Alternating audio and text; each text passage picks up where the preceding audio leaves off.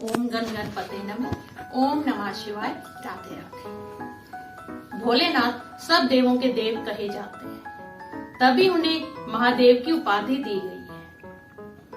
संसार में ऐसा कोई भी कार्य नहीं जो महादेव नहीं कर सकते। गृहस्थ आश्रम में भी शिव पार्वती का नाम सबसे ऊपर आता है। आप देख लीजिए, श्री ब्रह्मा जी हैं, उनकी भी 2 पत्नियां हैं। श्री हरि विष्णु जी हैं, उनकी भी अनेक पत्नियां हैं, जैसे श्री महालक्ष्मी, श्री देवी, भूदेवी आदि। श्री कृष्ण ने भी अपने इस अवतार में 16,108 रानियों के साथ विवाह किया और उनके पति कहलाए। परंतु एक अपने भोलेनाथ जी हैं, जिन्होंने हर एक, चाहे माता सती हो चाहे माता पार्वती हो, सिर्फ उन्हीं को ही अपनी पत्नी रूप में हमेशा से स्वीकार किया है। भोलेनाथ ने हमेशा एक पत्नी धर्म निभाया है। तभी आप सबने देखा होगा कि जितने भी संसार में अविवाहित कन्याएं हैं, सदैव भोलेनाथ का ही अपने जीवन में सुयोग्य पति की प्राप्ति के लिए व्रत करती रही है। और सौभाग्यवती स्त्रियां गोरा माता का पूजन करती रही हैं कि उनका सुहाग अटल रहे। इसलिए शिव पार्वती की जोड़ी की जहाँ पूजा की जाती है, उस गृहस्थ आश्रम में कभी भी किसी भी चीज की परेशानी नहीं होती। सदैव पति और पत्नी का जीवन सुखमय बना रहता है। भोलेनाथ का चाहे कोई भी व्रत लगा लीजिए आप, चाहे उनका सोमवार का व्रत हो, चाहे त्रयोदशी का व्रत हो और चाहे 16 सोमवार का व्रत हो, सारे ही व्रत बहुत ही चमत्कारी और कल्याणकारी है। नमस्कार, मैं हूँ आकांक्षा और स्वागत करती हूँ आप सबका बहुत बहुत इस कृष्णा मैजिकल वर्ल्ड में। आज की वीडियो में हम भोलेनाथ और माता पार्वती का जो व्रत है 16 सोमवार, उसकी महिमा का गुणगान करेंगे। हम इस वीडियो में इस व्रत के नियम, महिमा, कथा का श्रवण करेंगे। सबसे पहले नियम की बात कर लेते हैं। मैं सबसे पहले आपको यह बताना चाहूंगी कि जो 16 सोमवार का व्रत है बहुत ही कल्याणकारी व्रत है, जिसे स्वयं माता पार्वती और स्वामी कार्तिकेय जी ने भी किया है और अपनी मनोकामना की पूर्ति की है। सबसे पहले तो ये जानना बहुत जरूरी है कि ये जो 16 सोमवार का व्रत है, ये बीच में छूटता नहीं है। अगर आप रसगुल्ला भी हो जाती हैं तो आप मंदिर मत जाइए, आप कथा श्रवण कर सकती हैं किसी भी परिवार के अन्य सदस्य से, या आप फोन पे भी सुन सकती हैं। परंतु प्रसादी में आपको जो प्रसाद हम 16 सोमवार के दिन खाते हैं वही खाना होगा और व्रत के सारे नियम आपको पूर्ण करने होंगे। इस प्रकार अब मैं बता देती हूँ भोग प्रसाद क्या होगा। भोग प्रसाद में हम 16 सोमवार को पाव भर जो चीज होती है हम वो ही शिव जी को चढ़ाते हैं। 1 पाव चीज हम भक्तजनों में बांटते हैं और 1 पाव जो चीज होती है उसको हम स्वयं प्रसाद के रूप में ग्रहण करते हैं। पाव भर चीज आप कोई भी ले सकते हैं जिसका भी आपने व्रत करने का संकल्प किया है। जैसे आपने चूरमे से 16 सोमवार का व्रत का संकल्प किया है तो आप पाव भर चूरमे की पिंडी शिव जी पे चढ़ाएंगे, पाव जो चूरमे का पिंडी है वो भक्तजनों में बांट देंगे और पाव भर जो चूरमे की पिंडी है वे स्वयं प्रसाद के रूप में ग्रहण करेंगे। ऐसी अगर आपने केले का किया है तो उसका भी यही नियम है। पाव भर केले शिव जी पे चढ़ेंगे, पाव भर केले बटेंगे और पाव भर जो केला है वो आपको स्वयं ग्रहण करना है। देखिए, पहले वाले जो मनुष्य थे, स्त्रियां थी या जो भी थे, वे अपने नियम को साध लिया करते थे। परंतु आजकल का जीवन बहुत ही व्यस्त है और हम बहुत दौड़ धूप करने लग गए हैं। इसलिए जितना आपसे नियम पुगे आप उतना पुगाइए। कई तो चाय या पानी पी लेते हैं, इसमें कोई भी दिक्कत की बात नहीं। तो आप चाय या पानी अगर आपसे रहा नहीं जा रहा है तो आप ले सकते हैं, परंतु जो आपको ग्रहण करना है वो पाव भर ही ग्रहण करना है अगर आप 16 सोमवार व्रत का नियम लेते हैं। ये हो गया नियम। अब मैं आपको बताना चाहूंगी कि इसका पूजन कैसे होता है। देखिए, भोलेनाथ और माता पार्वती के अगर आप मंदिर में जाके उनको जल अभिषेक करते हैं, कच्चा दूध चढ़ाते हैं, बेलपत्र चढ़ाते हैं, उनको नैवेद्य चढ़ाते हैं, तो इससे अच्छी बात कोई नहीं हो सकती है। परंतु अगर आपके पास कोई मजबूरी है, कोई छोटा बच्चा है आपके घर में, या कोई बड़ा बुजुर्ग है, या भगवान ना करे कोई बीमार है, और आप जा नहीं पाते तो आपके घर में जो शिवलिंग है आप उसका ही पूजन करिए। कच्चे दूध से, गंगा जल से, बेलपत्री से, जो भी आपके पास पूजा सामग्री है, अक्षत से, मीठे से, काले तिल से, इन सब से पूजन करके आप घर में भी 16 सोमवार की कथा कर सकते हैं। भोलेनाथ के जो ये व्रत है 16 सोमवार व्रत, उसको आपको 16 सोमवार की कथा करनी होती है। उसकी पुस्तक आपको बाजार में आराम से मिल जाती है। अब हम कथा श्रवण करते हैं। आज श्री 16 सोमवार व्रत कथा। ओम गण गणपते नमः। एक बार भोलेनाथ और माता पार्वती संसार भ्रमण के लिए नीचे को पधारे मृत्युलोक में। घूमते घूमते वह अमरावती नगरी में पहुंचे, जहाँ के राजा ने अति रमणीय शिव मंदिर बना रखा था। उस मंदिर की शोभा माता पार्वती को बहुत भागी और वह भोलेनाथ के साथ बोली कि भी आज हम थोड़े दिन के लिए इसी शिव मंदिर में निवास करेंगे। इस प्रकार शिव और पार्वती उस मंदिर में निवास करने लगे। एक दिन भोलेनाथ को बहुत ही प्रसन्न जान के माता पार्वती ने आग्रह किया, स्वामी क्यों ना हम तुम दोनों चौसर खेलें। और इतने में माता पार्वती और भोलेनाथ चौसर खेलने लगे। जैसे ही वे चौसर खेलने लगे, इतने में ही उस मंदिर का पुजारी पूजन करने के लिए मंदिर में आ पहुंचा। तभी माता पार्वती ठिठोली करती हुई बोली, पुजारी जी बताइए इस बाजी में कौन जीतेगा। सबको पता है मेरे महादेव देवों के देव हैं, इसलिए इस बाजी में अवश्य ही महादेव जी की ही विजय होगी। इतनी देर में जैसे ही बाजी समाप्त होती है और माता पार्वती विजयी हो जाती है। माता पार्वती फिर उस पुजारी पे बहुत क्रोधित हो गई और बोली, मैं तेरी माँ हूँ और ये तेरे पिता हैं, परंतु तूने माता और पिता में भेदभाव किया पुजारी, और तूने पिता का पक्ष लिया, इसलिए मैं तुझे कोढ़ी होने का श्राप देती हूँ। भोलेनाथ ने माता पार्वती को बहुत रोका, परंतु क्रोधवश वह किसी की भी ना मानी और उन्होंने पुजारी को कोढ़ी होने का श्राप दे दिया। माता पार्वती के श्राप के कारण पुजारी कोढ़ी हो चुका था और वह बहुत ही मुश्किल से अपना जीवन व्यतीत करने लगा। जब कोढ़ी हुए उसे बहुत समय बीत गया तो एक दिन उसी मंदिर में स्वर्गलोक से कुछ अप्सराएं पूजन के लिए पधारी। उन्होंने जैसे ही पुजारी को कोढ़ से दुखी देखा तो वे बोले, पुजारी जी आपकी इस दशा का जिम्मेवार कौन है। तभी पुजारी ने निसंकोच अपनी गलती उन सब अप्सराओं से बोल दी कि मैंने माता पार्वती और भोलेनाथ में भेदभाव किया था। तो अप्सराओं को पुजारी जी पे दया आ गई और उन्होंने बोला, पुजारी जी आप भोलेनाथ का 16 सोमवार का व्रत कीजिए, देखना आपकी ये कोढ़ बिल्कुल ही समाप्त हो जाएगी। तो पुजारी जी बोले, मुझे 16 सोमवार के व्रत के नियम नहीं पता है, कृपया कर बता दीजिए। तो अप्सराएं बोली कि 16 सोमवार को पाव भर हमें अपना भोजन ग्रहण करना होता है, पाव भर ही भोलेनाथ को समर्पित करना होता है और पाव भर ही हमें भक्तजनों में बांटना होता है।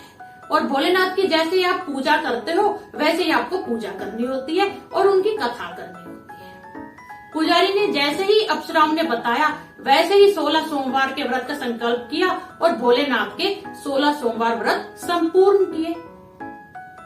17वें सोमवार के दिन ही जैसे पुजारी का कोढ़ बिल्कुल ही समाप्त हो गया और उन्हें बहुत ही सुंदर देह की प्राप्ति होगी जैसे कि वह पहले थे।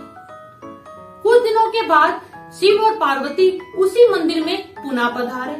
उस समय माता पार्वती ने जैसे ही पुजारी को कोढ़ से विमुख हुआ देखा तो वे बहुत आश्चर्यचकित रह गई। वो बोली, पुजारी जी मैंने तो आपको श्राप दिया था कोढ़ी होने का, परंतु आप तो बिल्कुल स्वस्थ दिखाई दे रहे हैं। तो वह बोला, माता ये सब चमत्कार भोलेनाथ के 16 सोमवार के व्रत का है। तो वह बोली, माता पार्वती की 16 सोमवार का व्रत कैसे किया जाता है। तो पुजारी ने सारी व्रत की विधि माता पार्वती को बताई। माता पार्वती जो मन ही मन अपने पुत्र कार्तिकेय को दुखी देख के और रुष्ट देख के बहुत दुखी थी, उन्होंने भी महादेव जी से प्रार्थना करके 16 सोमवार का व्रत का संकल्प लिया और 16 सोमवार व्रत किए। जैसे ही माता पार्वती ने व्रत संपूर्ण किए, इतने में ही कार्तिकेय जी जो माता से रुष्ट होके दक्षिण दिशा की ओर चले गए थे, वे स्वयं ही माता पार्वती के पास पधारे और उनके साथ उनका बहुत ही मीठा संवाद हुआ। तो भगवान कार्तिकेय बोले, माता आपने ऐसी कौन सी पूजा की कि मेरा हृदय आपको देखने के लिए और आपके चरणों की भक्ति के लिए आतुर हो उठा। तो माता पार्वती हंसते हुए बोली, ये सब 16 सोमवार के व्रत का फल है पुत्र। तो स्वामी कार्तिकेय ने पूछा, 16 सोमवार का व्रत कैसे किया जाता है? मेरा भी एक बहुत ही प्रिय मित्र विदेश गया हुआ है, मुझे उसकी बहुत याद आ रही है। तो माता पार्वती ने स्वामी कार्तिकेय को भी 16 सोमवार के व्रत की विधि बतलाई और स्वामी कार्तिकेय जी ने भी 16 सोमवार का व्रत किया। व्रत के फल स्वरूप उनका जो बिछड़ा हुआ मित्र था, वह परदेश गया हुआ था, वह वापस लौट आया और कार्तिकेय जी से उसकी भेंट हुई। जब उस मित्र ने भी पूछा कि दोस्त तुमने ऐसा क्या व्रत किया था, क्या पूजा की थी कि मेरी तुमसे भेंट होगी, तो कार्तिकेय जी ने भी 16 सोमवार व्रत का चमत्कार अपने मित्र को बताया। वह जो मित्र था वह अपने विवाह के लिए बहुत चिंतित रहता था, इसलिए उसने भी विवाह हेतु भोलेनाथ के 16 सोमवार के व्रत का संकल्प लिया। जैसे ही वह मित्र ने पूरे 16 सोमवार व्रत किए, इतने में ही वह किसी दूसरे देश में गया जहाँ की राजकुमारी का स्वयंवर था। उस राजा ने यह शर्त रखी थी कि मेरी सजी सवरी हथनी जिस भी युवक के गले में जयमाला डाल देगी, उसी से मैं अपनी राजकुमारी का विवाह करूंगा। वह भी जो कार्तिकेय जी का मित्र था, वह भी राजसभा में एक और जाके बैठ गया स्वयंवर देखने की इच्छा से। नियत समय पे जैसी अथनी आई, अथनी ने सब राजकुमारों को छोड़ के उसी ब्राह्मण कुमार के गले में जयमाला डाल दी, जिससे उस ब्राह्मण कुमार का जो विवाह था उस सुंदर राजकुमारी के साथ संपन्न हो गया। तो वह बहुत प्रसन्न हुआ और आनंद पूर्वक अपनी पत्नी के साथ रहने लगा। एक दिन पत्नी बोली, राजकुमारी जो बन चुकी थी उनकी पत्नी, वह बोली कि स्वामी इतने बड़े बड़े राजकुमारों को छोड़ के हथनी ने आपको ही वरण क्यों किया? आपने ऐसी कौन सी पूजा पाठ की थी? तो वह ब्राह्मण कुमार बोला कि प्रिय, मैंने 16 सोमवार के व्रत का संकल्प किया था भोलेनाथ से अपने विवाह के लिए। और उसने राजकुमारी ने जब ये सुना तो उसको भी पुत्र प्राप्ति की इच्छा हुई और उसने भी भोलेनाथ के 16 सोमवार के व्रत किए, जिसके फलस्वरूप उसको बहुत ही सुंदर और सुशील पुत्र की प्राप्ति हुई। जब वह पुत्र बड़ा हुआ तो वह बोला, माता आपने ऐसा कौन सा पूजन किया था जिससे मैं आपको प्राप्त हुआ? तो वह बोली, पुत्र मैंने 16 सोमवार के व्रत किए थे, जिसके फलस्वरूप भोलेनाथ ने मुझे ऐसा धर्मात्मा और सुशील पुत्र प्रदान किया। तो जो राजकुमारी का पुत्र था उसे राज्य पाने की बहुत अभिलाषा थी, तो उसने राज्य पाने हेतु 16 सोमवार के व्रत किए। जब वह राज्य पाने के लिए 16 सोमवार के व्रत करने लगा तो एक दिन एक राजा के सैनिक ढूंढते हुए आए और उन्होंने उस राजकुमार को देखा और राजा को बताया कि एक बहुत ही सुयोग्य राजकुमार है और आप उससे अपनी राजकुमारी का विवाह कर सकते हैं। उस राजा ने उस राजकुमारी का विवाह उस कुमार के साथ कर दिया।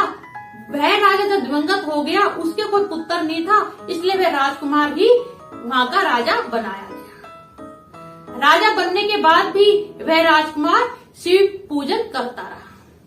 एक दिन की बात है, शिव पूजन के लिए वह बोला, रानी तुम शिव पूजन के लिए सारी पूजन की सामग्री लेके शिवालय आ जाना, मैं जा रहा हूँ। वह ये कह के चला गया, परंतु रानी ने आलस्य में स्वयं नहीं गई और पूजन की सारी सामग्री अपनी दासियों के हाथ से भिजवा दी। जैसे ही वह पूजन करके उठा, तभी आकाशवाणी हुई, हे राजा, तेरी जो रानी है इसे तू देश को निकाल दे, क्योंकि यह तेरा सर्वनाश कर डालेगी। राजा ने जब आकाशवाणी सुनी तो बहुत व्यथित हुआ, क्योंकि जिस रानी के पीछे उसे सारा राज्य मिला था, आकाशवाणी उसे ही निकालने की बात कह रही थी। वह जब वापिस आया तो उसने मंत्रियों के साथ मंत्रणा की। तब सबने यही बोला कि राजन, सबके कल्याण हेतु आप रानी को निकाल दीजिए, क्योंकि इन पे शिव का प्रकोप शुरू हो चुका है। तब राजा ने दुखी मन से अपनी रानी को राज्य से बाहर कर दिया। रानी भाग्य को कोसती हुई चलते चलते नगर से बाहर आई। जैसे भी नगर के बाहर आई तो एक बुढ़िया उसे दिखी जो सूत सिर पे उठाए सूत की पोटली और जा रही थी। रानी को बोली, तू मेरी ये सूत की पोटली जो है इसको बिकवा दे, मैं अनपढ़ हूँ, मोल भाव नहीं जानती, तू मेरा इतना सा काम कर दे, मैं तुझे खाने पीने को दे दूंगी। रानी ने जैसे ही बुढ़िया की सूत की पोटली अपने सिर पे रखी, इतनी जोर की आंधी आई कि वह सूत की पोटली बहुत दूर उड़ के चलेगी और रानी को उस बूढ़ी माई ने धक्का देके वहां से भगा दिया। इतने में ही रानी जैसे ही सरोवर में जल पीने के लिए झुकी, उसके स्पर्श करते के साथ सरोवर का जो जल है वह गंदा हो गया और कीड़े तैरने लगे। वह जिस भी वृक्ष के नीचे अपनी छाव में अपने विश्राम करने के लिए पहुंची, उसी वृक्ष के पत्ते टूट टूट के नीचे गिरने लगे। हर जगह उसको कहीं पे भी विश्राम नहीं मिला। तभी वहां पे कुछ ग्वाले अपनी गाय चरा रहे थे। उन्होंने रानी को देखा तो वे समझ गए कोई भाग्य की मारी कोई कुलीन अबला है।